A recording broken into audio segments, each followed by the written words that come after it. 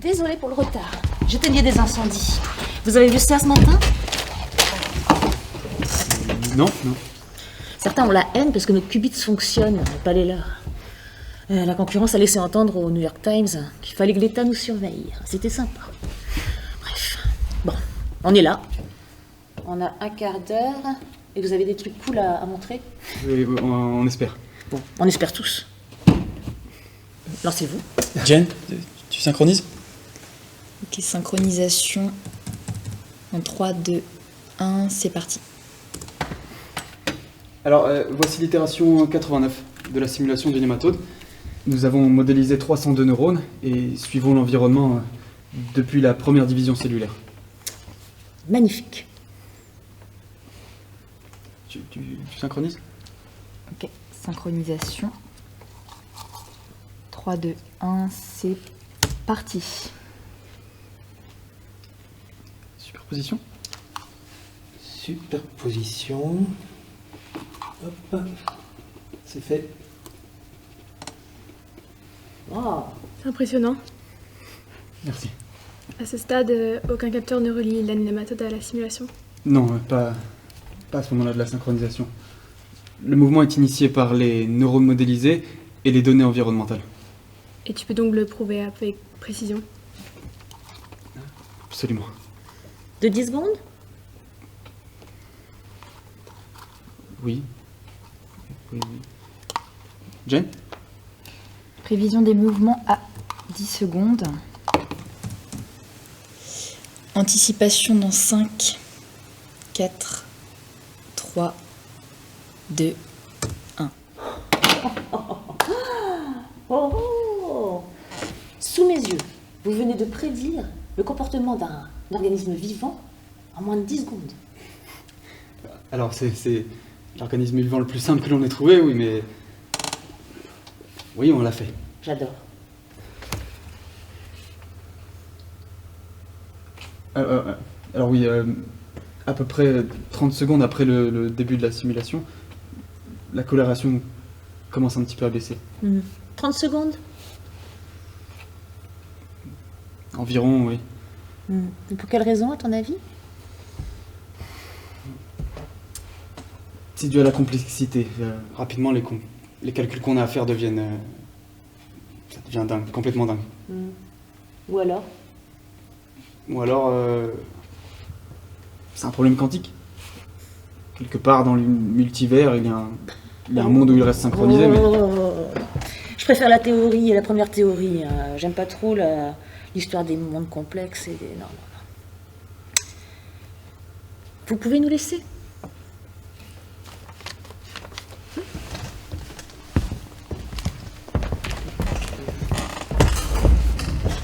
Tu as fait un boulot formidable, Sergueï. Un boulot exceptionnel. Et je pense que tu as fait ton temps au service IA. Je veux que tu nous rejoignes aux Devs.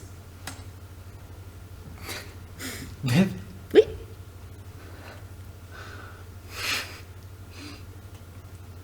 Merci.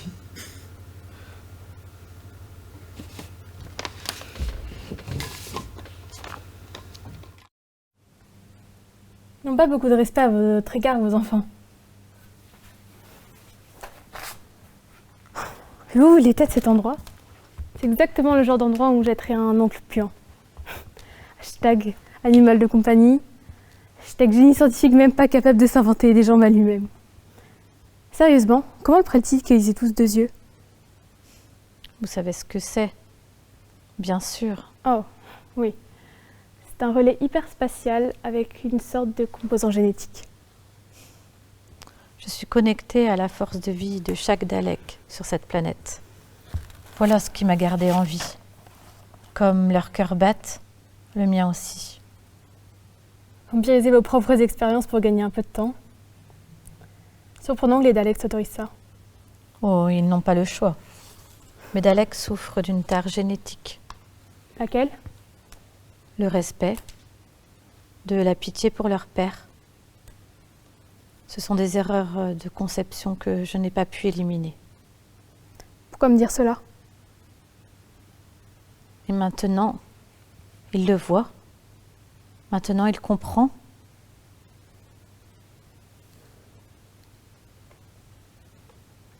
Les câbles, docteur. Touchez-les. Imaginez, sentir dans vos mains les battements de cœur de chaque Dalek sur cette planète. Ils me donnent la vie. Leur donner la mort est-il au-delà de l'esprit d'un seigneur du temps? Un simple geste, et ceci pourrait être accompli. Un génocide en un instant, un tel massacre, pas pour se protéger, pas comme un simple acte de guerre. Le génocide en tant que choix. Êtes-vous prêt, docteur? Tant de lames avec un simple poignard. Êtes-vous prêt à être un dieu? Pourquoi hésitez-vous?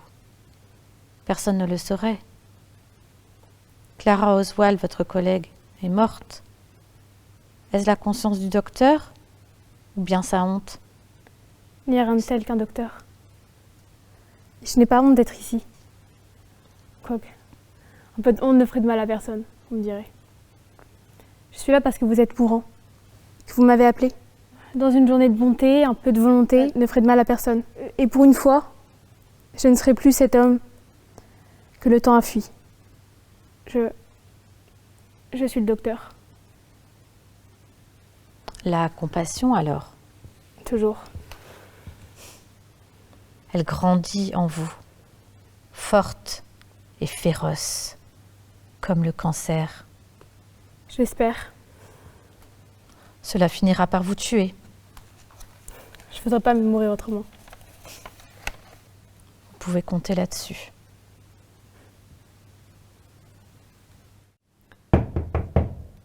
Un instant, j'arrive.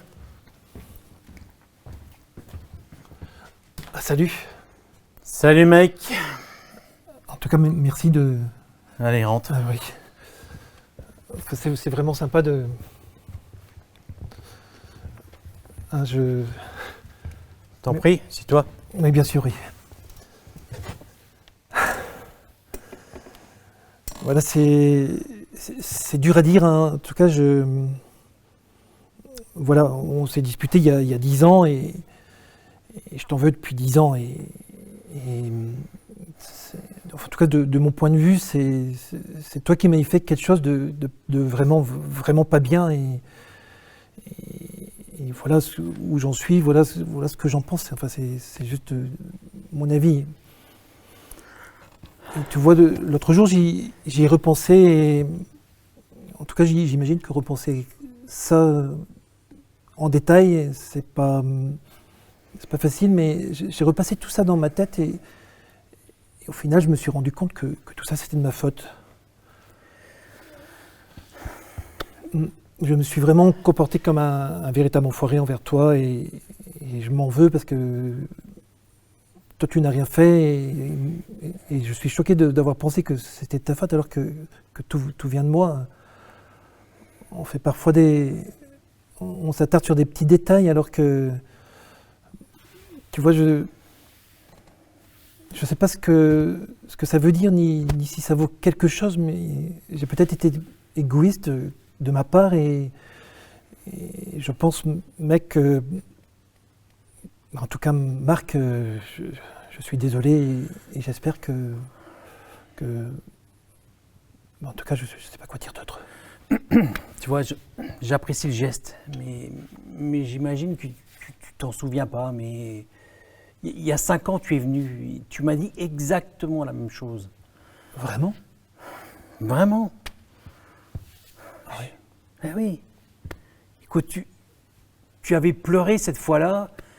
Cette fois-ci, tu n'as pas pleuré, donc j'imagine que ce n'est rien. Hein. Ah merde, ouais, oui, si, ça me dit vraiment quelque chose là maintenant, ouais, je me souviens un peu, ouais. Ça te revient? Oui, ça y est, oui. Ouais. Bah écoute, cette fois-là, je n'avais rien dit, mais cette fois-ci, je ne sais pas. Enfin, peu importe. Enfin, je ne sais pas trop. Enfin, peut-être que tu as besoin de moi. Tu veux. Je sais pas. Qu'est-ce que t'attends? Rien, non, rien. Rien. Non, Rien de particulier, non? Bah non. D'accord. Je suis juste désolé. D'accord. Ouais. Bah, je sais pas, mais bah, t'aurais pu m'appeler, on aurait pu aller prendre un verre, voilà. Ouais, ça aurait été génial, ouais. Bah ouais. Ouais, non, Bon, c'est tout? Bah écoute, oui, je suis vraiment, vraiment désolé. D'accord. Bon, je te raccompagne. D'accord. Sinon, toi, ça va ou... Moi, merci, ça va très bien. Ouais, Ok. ça va très bien. D'accord, mec. D'accord. Ok. Bon, allez, salut mec. Bah, salut. Hein, rendez-vous dans 5 ans. Ouais, ok, merci. Ok, salut. Putain, ce mec.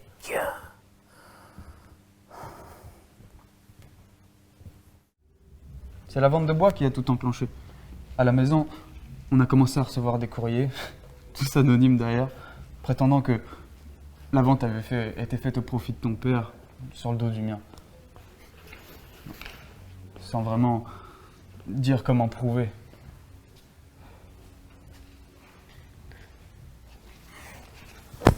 C'est ignoble. Oui. C'est ça que coûte la réussite de ton père, l'envie et la jalousie des autres. Papa est irréprochable. Il peut regarder ton père dans les yeux. Mais je viens pour tout arranger. Autant dire qu'il a mis l'argent dans sa poche. Et ton père l'a cru. Non. Et il a blessé papa, qui a tant fait pour lui et qui demandait juste sa reconnaissance.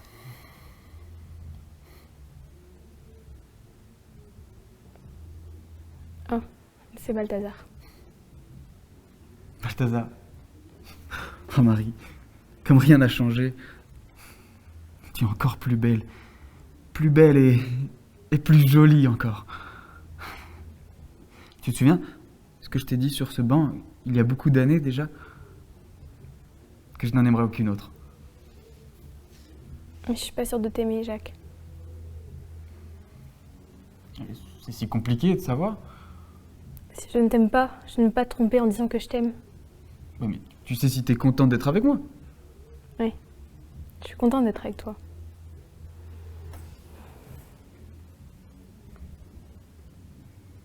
Marie! Marie! Va seul. Moi je reste, c'est mieux. Parle-lui. Et fais en sorte que cette histoire ne se mette pas entre nous.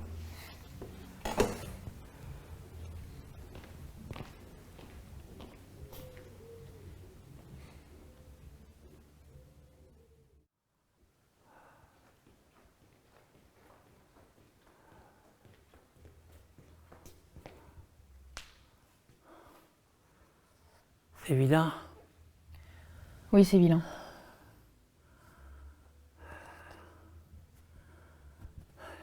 Je sais,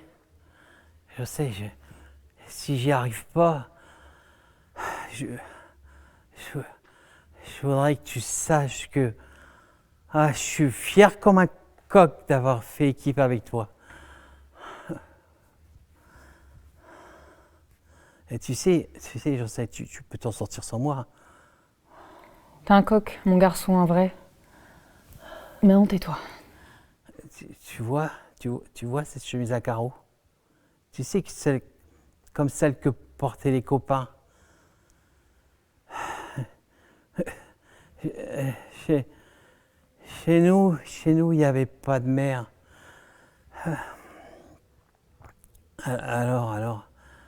Alors c'est papa qui se tapait tout le travail. Et il voulait que je le dise à personne. Et tu te rends compte, un mec qui fait de la broderie pour son gosse. Et en chantant, il tirait sur l'aiguille. Et je sais, tu connais ma rose d'Alabama? Non. Tu connais? Non. La rivière coule, les oiseaux chantent, la luciole brille. Et moi, je pleure, ma rose d'Alabama. Ah, ma rose d'Alabama, une fleur pour la vie. Je sais.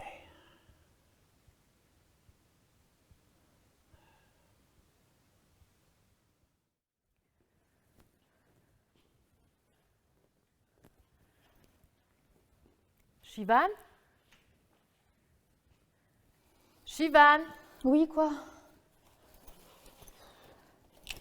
J'ai reçu un email ce matin. Un truc à propos d'un concert demain. Ouais. Je suis justement en train de remettre sa flûte à bec en place. Est-ce qu'il sait jouer de ce machin? Oui, maman, il sait en jouer, tu souffles dedans et t'as l'air mignon comme ça devrait aller.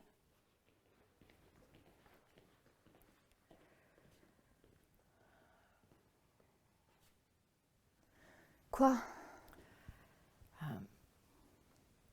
Tu savais pour ton père est fait? Oui, maman, je savais. Je l'ai aidé à tout organiser. Alors, tout le monde dîne là-bas parce que d'un coup c'est devenu un grand chef et personne vient à ma cérémonie. Tu as dit qu'on voulait pas qu'on vienne. Tu as dit que c'était débile l'autre soir au dîner. Bon, où en sont tes dossiers?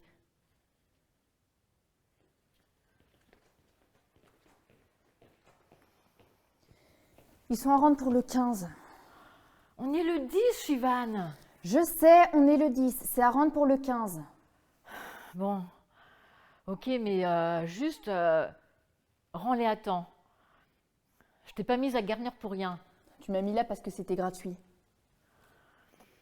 Parce que ça t'ouvrirait des portes qui nous étaient fermées à ton père et moi. Papa s'en sort plutôt bien, surtout qu'il est marié maintenant. Bon, bah juste, envoie-les à temps, c'est tout.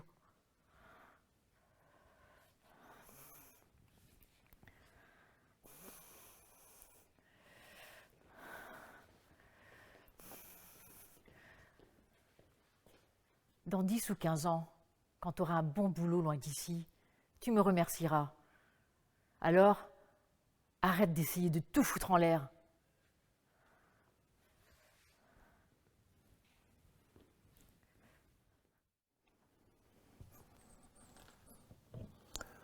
Oui, je me souviens de ta première visite au studio.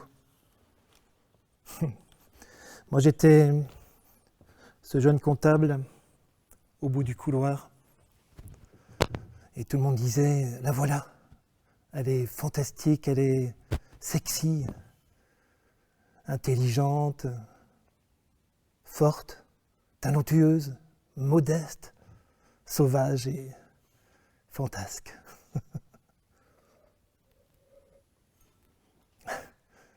C'est pas comme cette actrice qui vient du fin fond de l'Australie, dans une petite ferme isolée, habitant à 100 km d'un cinéma, dont le projecteur fonctionne au mazout. Non. Et tu vois, moi j'étais dans le couloir et je te regardais passer. T'étais si belle, t'étais Princess Bride, bouton d'or. Et tu vois, je t'aurais même imaginé, enfin ton visage, à la place de celui de Grace Kelly sur l'affiche de Fenêtre sur cour. Ouais, t'étais, comment dire, t'étais une promesse, t'étais la réponse, t'étais tout ce qu'on voulait, tu étais tout, quoi. Seulement, maintenant, je suis dans cette position. Dans quelle situation, Jeff? Celui de t'offrir le dernier contrat de ta vie. Quoi? Le dernier? Déjà? Je n'ai même pas 45 ans. Les choses changent vite. Bientôt ici, dans cette structure qu'on aime tant, tout aura disparu. Tu parles de Miramount? Miramout? Non. Non, grand Dieu. Non. Pas Miramout, non. Ici à Miramout, nous voulons te scanner entièrement. Ton corps, ton visage, ta voix, tes émotions, ta joie, tes pleurs, tes dépressions, tes peurs, tes désirs. Nous voulons te conserver, te garder et posséder cette chose qui s'appelle Robin Wright. Et que ferez-vous avec cette chose appelée Robin Wright? Tout ce que ta Robin Wright a refusé de faire. Mais comme quoi? Comme les films que tu n'as pas fait parce que tu as pris le mauvais choix. Tu as toujours capitulé, tu as toujours renoncé, tu as fui, tu as abandonné. Et tout ça, la dernière minute, ça nous a coûté des millions, ça a bloqué notre production. Quel âge as-tu? Quelle différence ça fait si ton ordinateur me change à l'âge voulu? Ça change quoi si j'ai 16 ou 60 ans? Ça change rien. Moi, je veux Princess Bride, je veux Bouton d'Or, Jenny dans Forrest Gump. Je veux, comment elle s'appelle dans Les Anges de la Nuit. C'est celle-là que je veux. C'est pas toi que je veux. Ou alors seulement ton CV.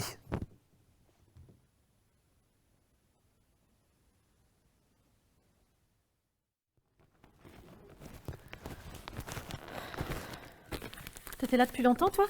10 minutes, un quart d'heure. Je me préparais là-haut et j'ai entendu une voix de femme.